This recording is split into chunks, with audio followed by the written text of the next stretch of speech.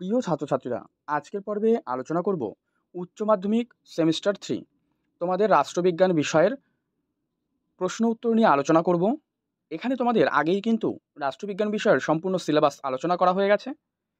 এখান থেকে প্রথম যে অধ্যায় রয়েছে তোমাদের দ্বিতীয় বিশ্বযুদ্ধের পরবর্তী সময়ে আন্তর্জাতিক সম্পর্ক, এই অধ্যায় থেকে কয়েকটি প্রশ্ন আলোচনা করব। অবশ্যই এগুলো তোমরা প্র্যাকটিস করো, চাইলে এগুলো লিখে নিতে পারো। আর এই যে তোমাদের প্রশ্নগুলো রয়েছে, প্রশ্নের উত্তর সহ প্রত্যেকটা প্রশ্ন আলোচনা করব। তোমাদের কোনো প্রশ্ন থাকলে অবশ্যই কমেন্ট করে জানাবে, আর চ্যানেলে নতুন হয়ে থাকলে সাবস্ক্রাইব করে রেখো। পর্ব ভালো লাগলে লাইক করে দিও। প্রথম প্রশ্ন আলোচনা করব এই দ্বিতীয় বিশ্বযুদ্ধের পরবর্তী সময়ে আন্তর্জাতিক সম্পর্ক, এই অধ্যায় থেকে। প্রশ্ন নম্বর 1, ভার্সাই চুক্তি সম্পাদিত হয়েছিল কত খ্রিস্টাব্দে?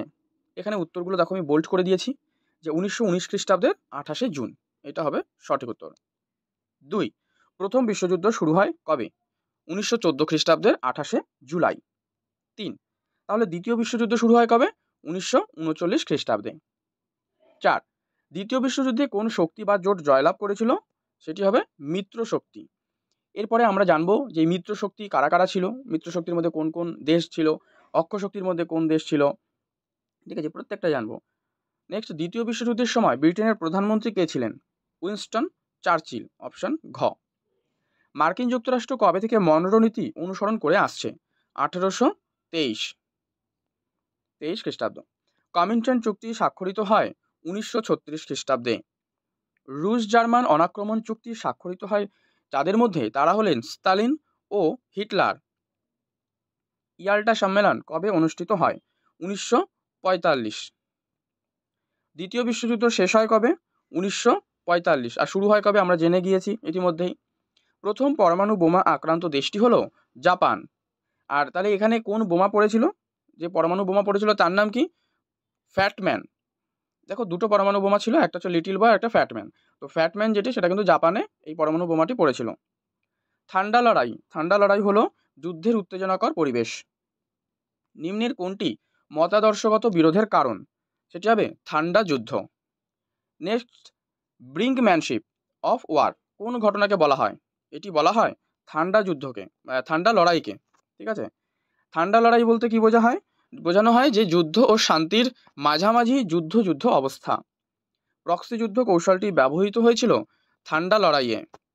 ঠান্ডা যুদ্ধের প্রধান দুই প্রতিপক্ষ, তারা এই যে ঠান্ডা লড়াই কাদের মধ্যে হয়েছিল? প্রধান যেই দুই প্রতিপক্ষ রয়েছে তারা হলো মার্কিন যুক্তরাষ্ট্র এবং সোভিয়েত ইউনিয়ন। ঠান্ডা যুদ্ধের যুগকে দীর্ঘ শান্তির যুগ বলেছেন কে? এই প্রশ্নটা অবশ্যই ভালো করে দেখে রাখবে এবং স্টার দিয়ে রাখবে তোমরা, যে ঠান্ডা যুদ্ধের যুগকে দীর্ঘ শান্তির যুগ বলেছেন কিন্তু অধ্যাপক গ্যাডিস। মার্কিন প্রশাসন সামাজিক সাম্রাজ্যবাদী বলে চিহ্নিত করেন সোভিয়েত ইউনিয়নকে। পূর্ব ইউরোপ থেকে সাম্যবাদকে গুটিয়ে দেওয়ার কথা বলেছেন জন ফস্টার ডালেস। সদ্যজাত ও সোভিয়েত ইউনিয়নকে তার আঁতুড়ঘরের ধ্বংস করার কথা কে বলেছেন উইনস্টন চার্চিল, যিনি ছিলেন ব্রিটিশ প্রধানমন্ত্রী। ঠান্ডা যুদ্ধ কোন কোন জোটের মধ্যে হয়েছিল? দেখো, একটা হচ্ছে পুঁজিবাদী জোট এবং অপরটি সমাজতান্ত্রিক জোট। তো যে জোটগুলোর কথা বলেছে অবশ্যই ভালো করে মাথায় রাখবে, যে পুঁজিবাদী জোট আর সমাজতান্ত্রিক জোটের মধ্যে কিন্তু এই ঠান্ডা যুদ্ধ হয়েছিল। তো ঠান্ডা লড়াইয়ের প্রেক্ষিতে অক্ষ শক্তি অন্তর্ভুক্ত দেশ, মানে অক্ষ শক্তির মধ্যে কোন কোন দেশগুলো রয়েছে? অক্ষ শক্তির মধ্যে রয়েছে জার্মানি, ইতালি, স্পেন আর হচ্ছে জাপান। এই চারটে দেশ কিন্তু অক্ষ শক্তির মধ্যে রয়েছে। তাহলে মিত্র শক্তি আমি আগেই বলেছিলাম, মিত্র শক্তির মধ্যে কারা? মিত্র শক্তির মধ্যে রয়েছে, দেখো মানে এই যে পরবর্তী কোশ্চেনটাতেই রেখেছি তোমাদের যাতে বুঝতে সুবিধা হয়, যে ঠান্ডা লড়াইয়ের প্রেক্ষিতে মিত্র শক্তিভুক্ত দেশ কি? মার্কিন যুক্তরাষ্ট্র, ব্রিটেন, ফ্রান্স ও সোভিয়েত ইউনিয়ন, ঠিক আছে, অপশন খ। এরাই কিন্তু রয়েছে মিত্র শক্তি। তাহলে এই অক্ষ শক্তি, মিত্র শক্তি এগুলো ভালো করে রপ্ত করে রাখবে তোমরা, একটা প্রশ্ন এখান থেকে বাদ দেবে না। নেক্সট, ঠান্ডা লড়াইয়ে সমাজতান্ত্রিক শিবিরের নেতৃত্ব প্রদানকারী দেশ, সেটি হলো সোভিয়েত ইউনিয়ন। ঠান্ডা যুদ্ধের অন্যতম প্রধান নেতৃত্ব প্রদানকারী দেশকে? মার্কিন যুক্তরাষ্ট্র। ঠান্ডা লড়াই শব্দটি প্রথম ব্যবহার করেন? উত্তর বার্নার্ড বারুচ। এইটা স্টার দিয়ে রাখছি, অবশ্যই তোমরা স্টার দিয়ে রাখবে, যে ঠান্ডা লড়াই শব্দটি প্রথম কে ব্যবহার করেন? Bernard Baruch. ঠান্ডা লড়াইকে গরম যুদ্ধ না বলে যুদ্ধের একটি নতুন কৌশল বলেছেন। কে বলেছেন? ফ্রিডম্যান। আর ঠান্ডা যুদ্ধকে গরম শান্তি বলে বর্ণনা করেছেন কে? বার্নেট। যে সাংবাদিক প্রথম ঠান্ডা লড়াই সম্পর্কিত ধারণা দেন তিনি হলেন ওয়াল্টার লিপম্যান, অপশন ক। আর ঠান্ডা লড়াইকে গরম যুদ্ধ কে বলেছেন? এটিও হবে ফ্রিডম্যান। ওয়ার্ল্ড পলিটিক্স গ্রন্থটি কার লেখা? উত্তর করো, Peter Calvocoressi. The United States in the world arena, এই গ্রন্থটি কার লেখা? ওয়াল্ট রোস্টো, অপশন ক।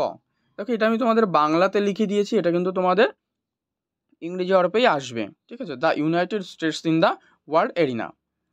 ঠান্ডা যুদ্ধের সূচনা হয় কবে?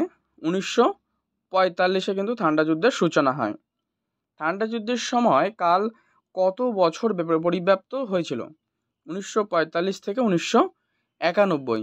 তাহলে এখানে কত বছর হয় তোমরা কমেন্টে জানাও তো, যে ঠান্ডা যুদ্ধ তাহলে কত বছর ধরে হয়েছিল, পরিব্যাপ্ত ছিল। নেক্সট, ঠান্ডা লড়াইয়ের সূত্রপাত হয়েছিল সর্বপ্রথম কোথায়? এটি হয়েছিল কিন্তু ইউরোপে। ঠান্ডা লড়াইয়ের সূত্রপাত হিসেবে চিহ্নিত করা হয় যে সম্মেলনকে, তা হলো পটসডাম সম্মেলন। আর ঠান্ডা লড়াইকে ঠান্ডা লড়াইয়ের যে প্রারম্ভিক ঘোষণা করেন কে? সেটি হবে চার্চিল, উইনস্টন চার্চিল। তো দেখো আজকের এই পর্বে তোমাদের 39টা আমি প্রশ্ন আলোচনা করে দিলাম। প্রশ্নগুলো অবশ্যই ভালো করে রপ্ত করো, তৈরি করো তোমরা। এর পরবর্তীতে তোমাদের যে প্যাটার্নে প্রশ্নগুলো হয় আমি প্রত্যেকটা প্যাটার্ন পার্ট 1 পার্ট 2 করে আনবো। নিশ্চিত তোমরা তার মধ্য থেকে কমন প্রশ্ন পাবেই পাবে, যদি কিনা তোমরা প্রতিনিয়ত ক্লাসগুলো করতে থাকো। তোমাদের শূন্যস্থান থাকবে, কস্তম্ভ ক্ষস্তম্ভ থাকবে, ঠিক ভুল থাকবে, প্রত্যেকটা পার্ট প্রত্যেকটা অধ্যায় ধরে ধরে বাছাই করে সেই প্রশ্নগুলো কিন্তু আলোচনা করব। অবশ্যই তোমরা সেখান থেকে প্রশ্নগুলো পেয়ে যাবে। এরপর আরও একটা পার্ট থাকে যেটা হচ্ছে বিবৃতি। বিবৃতি তোমাদের দেয়া থাকে এবং বিকল্প থাকে, ঠিক আছে? ঠিক ভুল যেটা বললাম, আর বিবৃতি দেয়া থাকে, সমস্তগুলো আলোচনা করব। অবশ্যই তোমরা সাথে থাকো। পর্ব ভালো লাগলে লাইক করো, শেয়ার করো। তোমাদের যদি কোনো প্রশ্ন সমাধানের প্রয়োজন হয় অবশ্যই কমেন্ট করে রাখবে। আর দেখো প্রশ্ন উত্তরগুলো যদি তোমরা ফ্রি পিডিএফ পেতে চাও, আবারও বলছি সম্পূর্ণ ফ্রি, কোনো রকম পেইড তোমাদের করতে হবে না, সম্পূর্ণ ফ্রিতেই তোমরা পিডিএফগুলো পেয়ে যাবে। তার জন্য অবশ্যই তোমরা টেলিগ্রামে যুক্ত থাকো, সেখানে দেখো সমস্ত কিছুই কিন্তু বিষয়গুলো দেওয়া রয়েছে। অবশ্যই তোমরা একটু কমেন্ট করে দিও যে কোন বিষয় বা কোন পার্টটা তোমাদের প্রয়োজন, সেগুলো কিন্তু অনায়াসেই তোমরা টেলিগ্রাম থেকে ফ্রিতে ডাউনলোড করে নিতে পারবে। আর পর্বটি অবশ্যই তোমার বন্ধুদের মধ্যে কিন্তু শেয়ার করে দিও, তাহলে তারাও খুব উপকৃত হবে।